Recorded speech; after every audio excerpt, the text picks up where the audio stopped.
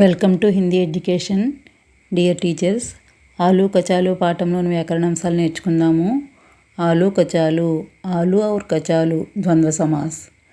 రెండు పదాలు పక్కపక్కనే ఉండి చిన్న హైఫన్తో విడదీయబడుతూ రెండు పదాలకు ఒకటే ప్రయారిటీ ఉంటే అది ద్వంద్వ సమాస్ అవుతుంది.